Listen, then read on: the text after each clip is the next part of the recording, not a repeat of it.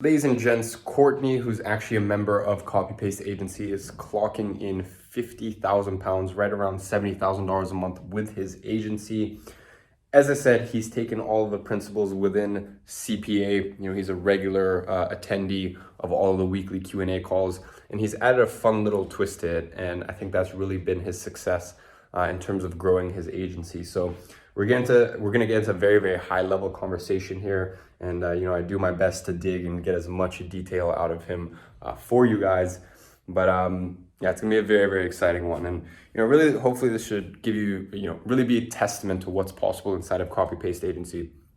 We have people inside of Copy Paste Agency who are, have a couple clients and just want to get to that 10, 15, 20K a month mark, and have really first class support from myself, Danny, Kieran, the rest of the team. That it just really isn't possible inside of our other programs with that many people. And we've got that spectrum, and then we've also got people doing over $100,000 a month profit with their agency, and they really just want to tighten things. They really want to take one step back, plug up some of the leaky holes in the ship, and then use that as a way to scale further. So right below this video, you're going to find a link to book in a call with Max, my student success manager. And anyone who joins CPA has to speak with Max. Max has to vet them. And what you'll find down there is also the updated 2021 VSL for Copy Paste Agency. It's 15 minutes. It's straight to the point. It goes over exactly what you get inside of CPA. And we've done something really big this year. Now with Copy Paste Agency, we have a full money back guarantee. So if you're not happy within 14 days, not only will we refund you, we'll actually give you $100 for wasting your time. And the reason that we can do that is because of that call with Max, because Max can look at a prospect, and here's the thing, when you book in a call with Max, he's not going to lie to you whether we can help you or not, because it's not in our best interest to have you come in, not be happy, not be helped, and then not only refund, but then, we have to send you out $100 for wasting your time as well. So go ahead and check out that link down below. And I'll try to get Amara to put it as a pin post as well. And with no further ado, let's get straight into it. So, ladies and gentlemen, welcome back to another student interview. We are here today with Courtne, who's actually in South Africa as well. But on the other side of the country, right? It is the other side of the country. So I'm currently in the capital, so we're about 2 hours away from you. I think you're on the coast, and then I'm kind of right in the middle. Okay. Yeah, very, very exciting one for you guys here today, ladies and gentlemen. Courtney's doing, we were just discussing before the call, right around, or you want to say the specific number? As of today, 51.8K in pounds. So that's, correct me if I'm wrong, it's about $60,000, probably around there. No, it's the dollar's getting slammed right now, so it's closer to like 65, I think. Something around that mark, yes. Yeah. Cool. Amazing. So, yeah, first things first is obviously, people are wide-eyed right now, seeing another young entrepreneur, young agency owner, pulling in $65,000 a month. Yeah. My questions for you is, how long have you been in this game, and kind of what was the inception? My current digital marketing agency was actually not my first. It's kind of the second version of it. Before that, so I was in six-figure SMMA, or I wasn't in it, but I went through the course content. So anyways, so I would probably say in the space about 2 years. Funny enough, I actually got into it through apps. That's kind of where I started. But I'd say 2.5 years, give or take. Spearpoint Analytica, my first agency, which I kind of scrapped and then rebuilt into two separate companies. And then this year, Centris for Site itself, I believe I started April of last year. So I didn't start from scratch. Obviously, I moved most of Spearpoint Analytica stuff over. It was just time for a little bit of a clearer vision and stuff. So I've been in it for quite a while. For sure. So 2 years, scaled your agency to $65,000 a month, working with 30 clients. My question, 30 clients, what does the structure from a team perspective look like? It's chaos. So we have been really fixing it. So from a team perspective, currently we have, I've kind of got two teams. I've got kind of the team that's with me in South Africa, and then I actually have one that's kind of spread out through contractors. So full-time, we have about 7 people, but total, we have about 18 contractors all included. give or take a little bit here and there. Some months we have more, depending on what we're currently doing for clients. Some months we have less. It depends. For sure. And you're 7 full-time people in South Africa. They're all with you in the office? Yeah, so 7 here, sorry, and then I have one more full-time in Colorado, actually. Okay, amazing. So correct me if I'm wrong. Obviously, I've spent a lot of time in South Africa over the past, 14, 15 months. Correct me if I'm wrong, but a $2,000 a month salary in South Africa basically means that's an incredible salary. Yeah, 100%. That's why I'm here. So funny enough, I was actually born here. So I grew up here and then kind of went overseas and did some things. I was overseas for about 1.5 years, 2 years, different countries. I came back to South Africa, had no intention of starting an office here. Basically came here. I was here for Christmas, and then I decided to stay around a little bit. And then all the lockdowns and things happened this year, so it forced me to stay. And then I just saw an opportunity with, if your clients are getting retainers in pounds or in dollars, and you kind of have the rand here, which is a lot weaker. Obviously, that's very good for you if you're the business. So I think it's actually a good tip for everyone else I see in the groups and stuff, is everyone's always looking for contractors and things, London, New York, these high-flying countries, because I think they think that equals better labor. And it's been my experience is actually the opposite, unless you're willing to pay top dollar. So yeah, it's just a bit of an interesting thing. Obviously, you have to find the right people, but yeah, it's worth a shot. Yeah, I couldn't agree more. As I said, I'm at a stage right now where, money. I'm at a stage right now where money is no object when it comes to hiring. Obviously I'm fully transparent on everything with my agency. The only thing is salaries. But, there's people at my company, many, multiple people at my company, there are well into their 6 figures in terms of salary.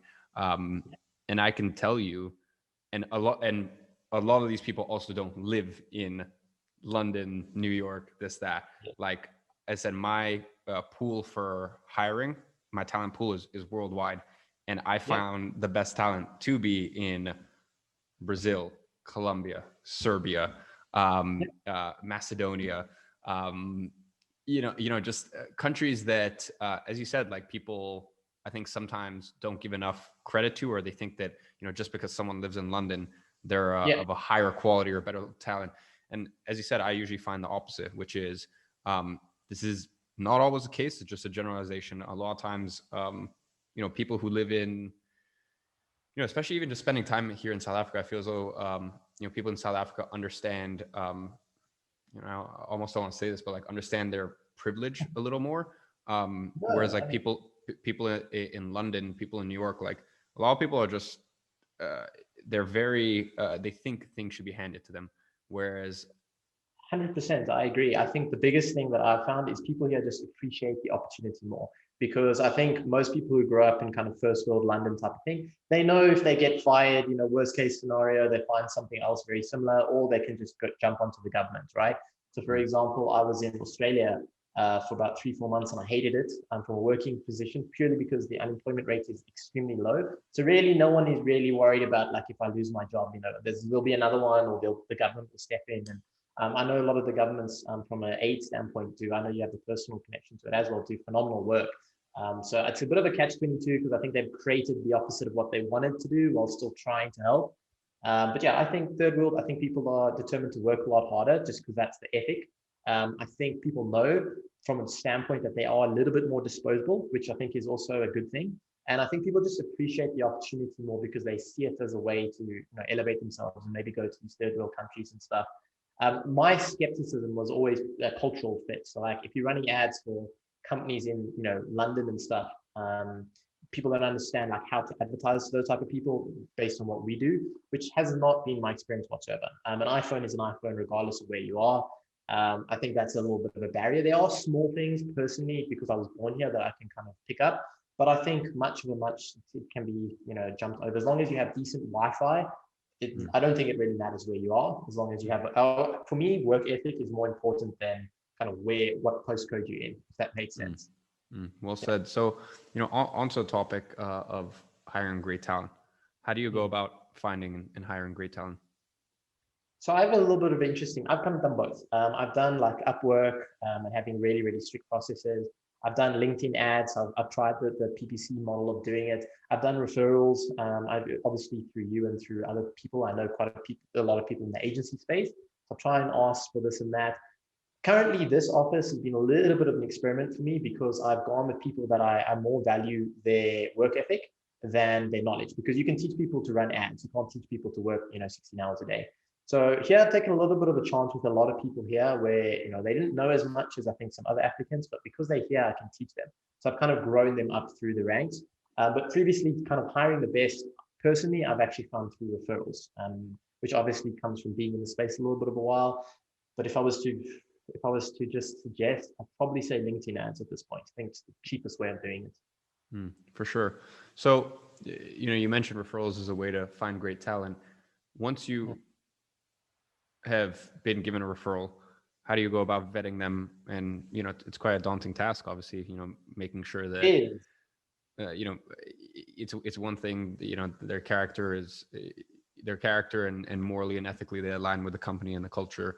But then, it can be a nightmare if you think that someone's right for the job and they mess something up, and you're in a client facing business and this and that. So how does your kind of hiring process go? So I have a bit of an interesting one. So first and foremost, what I do is I like to test the person first, because everyone in an interview says they're amazing and they can do this, this, and this. So I've found that the easiest thing to do is to get them to buy not into their job or even to me, but the company. And so I get them to send cold looms for like 3 weeks straight. 9 to 5, they must just send cold looms and land clients. And you probably know this, and I think everyone listening, sending cold looms from 9 to 5 every day is horrible. It's tedious. It's extremely boring because it's basically repetitive. So I kind of put them through that process first. If someone is willing to do that for 3 weeks and get through it and not give up because it's so boring, then I know that, okay, they're into the company. Like they bought in, they see that this is value. So that's the first thing. That's my entry criteria. So obviously before that step, I get on an interview with them. I've actually this year, last week or 2 weeks ago, I actually have someone now get some interview before me and just kind of goes through some basic stuff, like culture fit, these things.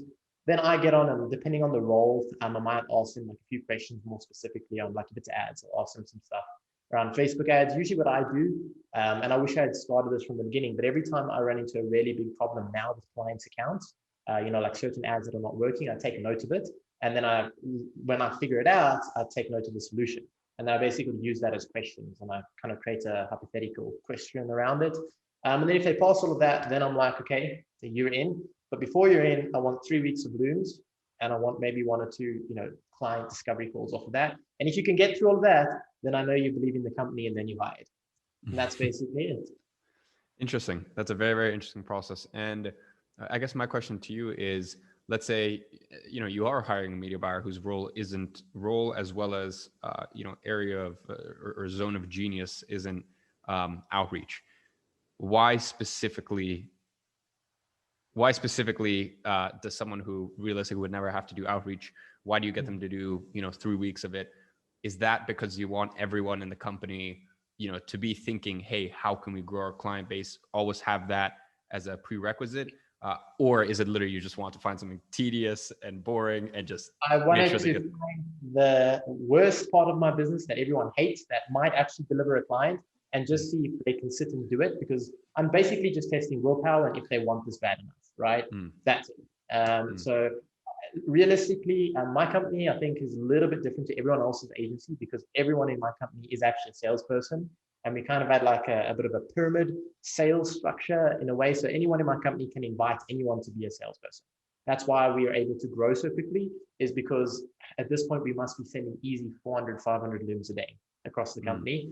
But literally, I looked at my business. I looked at the thing that's the easiest to explain, because basically I made a quick teachable online course on how to send looms, how to find clients, just sending looms, outreach, all of this. So that's the first thing. I looked at that. How can I get someone to do something that's not going to take a lot of my time, online course teaching them, something that's extremely boring and tedious. So I know if they're going to do that, they really want it.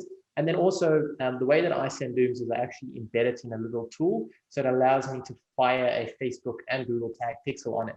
So if they're just sending out a whole lot of looms, even if it's not getting results, it's collecting pixel data, which I can obviously use for my cold retargeting ads and stuff. So I basically win, and I get to test someone with something that I know will either make you or break you. So simple solution. Sure. So you talked about that top-down approach in terms of sales. Can you kind of dig into that a little more? So basically, everyone in the company has access to a sales course, which I've created, which basically goes through like email outreach, cold outreach, through Looms, through cold calling, LinkedIn. There's a bunch of different methods.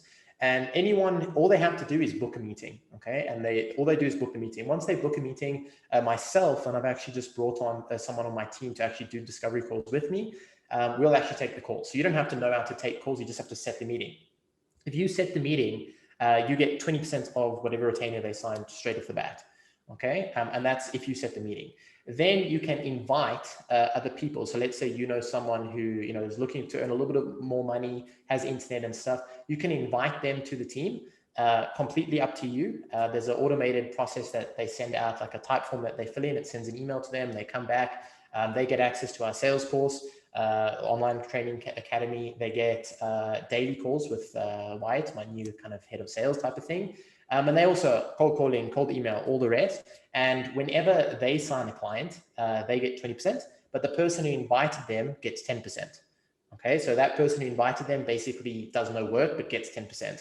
And then let's say that the first person invited someone underneath them, and that person underneath them invited someone else. When that someone else signs a client, they get 20%, the person on top of them gets 10%, and the person on top of them gets 5%. So basically, I've worked out that all equates to about 35%. So my agency margins from a front-end sales perspective, unless I'm doing it myself, is always about 65%, which, because I know I sign them for 3 to 6 month minimums, I'm okay to sacrifice that for the first month. For sure, for sure. So is that, are you, with this model, are you speaking specifically to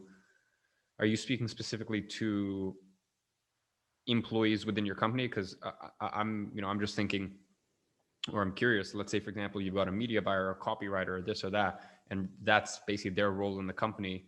Are they then in their free time sending out Looms, this, that? 100%.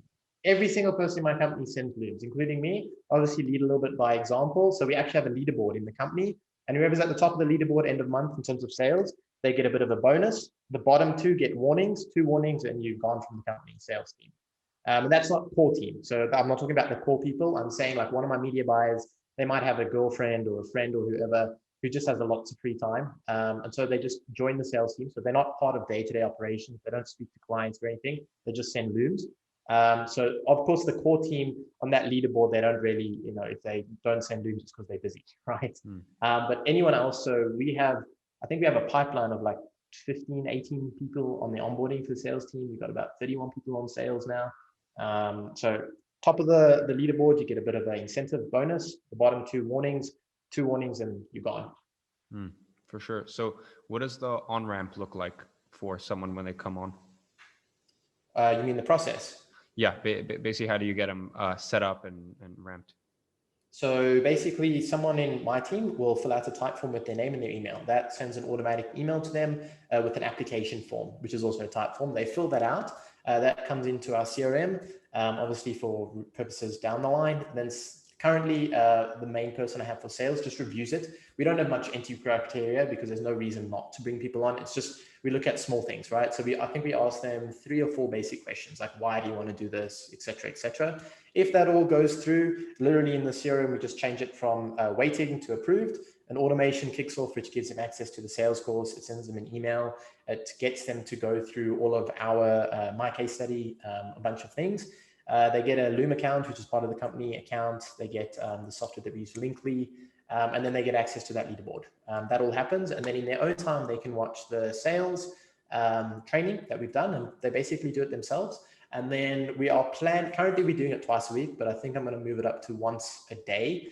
My main person for sales just does a call for about 30 minutes, just a Zoom call where everyone just has to be on. And if they have any questions, because a lot of time clients will come back to them with questions, and then they don't really know how to answer it because they themselves are not media buyers. So then we have a Slack group for all the sales, but that will be changing to Discord. So basically, if a client asks them questions and they don't know the answer, they forward it on to someone from my team, and then someone will help them answer it. And then we also document all those answers so that in the training, there's like a whole long list of questions and answers, which we're consistently adding to. For sure. And how do you deal with, or do you just is that just a part of the game? How do you deal with two salespeople? Because let's say your sales team right now is 30, and there's only a certain amount of clients, or inevitably there's going to be an overlap. So if a client's being reached out by potentially 4 of your different sales reps over the space of 90 days. Whoever sets the first meeting with the client gets the commission. Mm-hmm. Funny enough, there hasn't actually been a case yet where we've had an overlap, which is weird. But yeah, whoever sets the first meeting, which ends up signing them, is the person who gets the commission. For sure. And have you ever had clients be like, yeah, by the way, I had like 2 other people from your company reach out before you, or this or that? Only once. And I've actually found that it creates a better effect than if it didn't happen. Especially because remember, every single one of them clicks on the looms, right? So as soon as they click on that loom, they get hammered with retargeting ads. So by the time they get on the call with me, they've seen my face and the agency's results so many times, I don't even really have to show case studies or introduce myself on the call. So the dramatic retargeting plus a lot of salespeople reaching out to them, I think just creates that whole omnipresence feeling, which I think actually helps instead of does the opposite. For sure. So, obviously you're inside of copy paste agency, and one of the big aspects of that is like, hey, how do we go from, really just this sort of cute little lifestyle business making, 5, 10, 15 grand a month, and how do we build, still a very fun lifestyle business, but something that's like a real company with company culture and real processes and workflows for managing your team, managing clients, and really just getting to a crazy level of operational excellency. In terms of your team, how do you manage your team? Do you guys have a daily war room meeting right at the beginning of the day? Do you guys do you have a right hand man or woman who kind of delegates all the tasks, and then they refer back to you? How does that look? So because the company is growing very rapidly, that whole process is consistently changing.